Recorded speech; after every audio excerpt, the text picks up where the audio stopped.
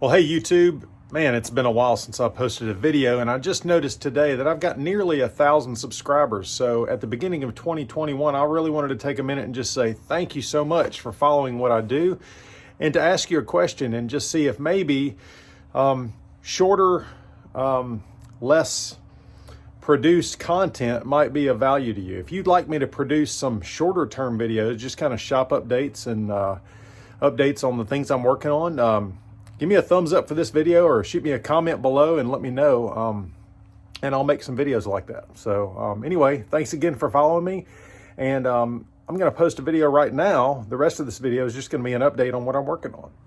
Okay, so around the middle of last year, I was asked to participate in a public art project. So that's what this is. I'm working on a bicycle that is going to have a railroad theme. So you'll notice right now I've already got some railroad spikes that have been forged and placed into the frame. I've got a lot more things to do on this bike to go with that railroad theme, but that's something that I have been working on and really haven't obviously posted any content about that to YouTube.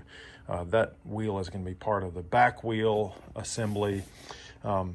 My daughter had a really cool suggestion where I took the chain off, and on locomotives, they've got this bar that goes from one wheel to the next and kind of moves around like that and moves the wheel. So I'm going to make like a locomotive drive that connects to the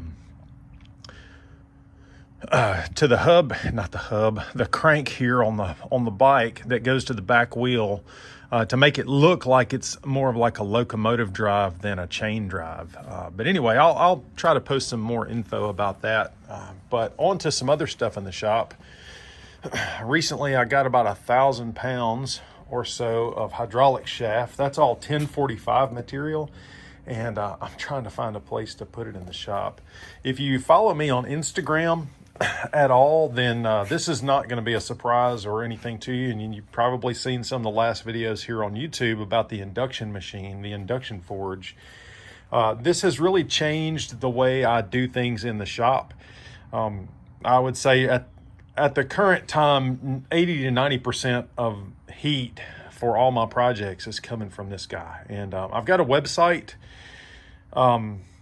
There's a link in my profile to my website, and there's a page that I made about this Induction Forge where I go into exactly what I bought, how I hooked it up, and just some modifications I've done to make it a little bit more useful. So anyway, let's see. Oh, I've got something outside the shop.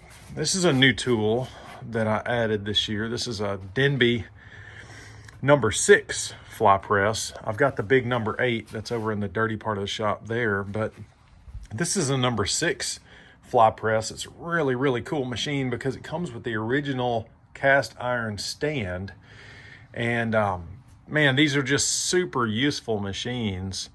And if you've ever used a fly press, you understand what I'm talking about how useful they are. But if you have not used a fly press, they are super unique forging tools in that they're the only forging tool that really gives you tactile feedback when you're forging. You can actually feel what you're doing.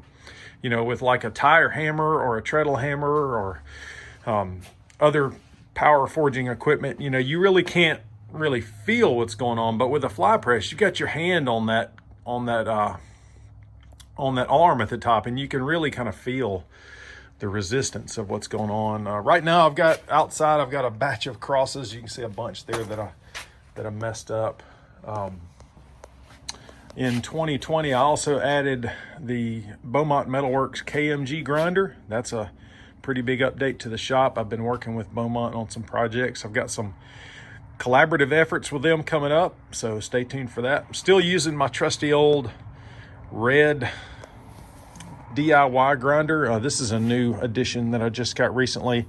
This is a small wheel with an angled platen for grinding like integral chef knives, which that's what this is going to be. But so to get this transition nice and clean here, you know, you can do that number right there and clean that up. So anyway, just a couple of things. I'll take you outside the shop here and show you what I'm working on today.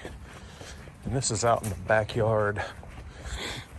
behind the shop. And the reason this is behind the shop is that this is muriatic acid, cleaning up a big batch of split crosses for Iron Man Outdoors. And these have been in the acid for about an hour.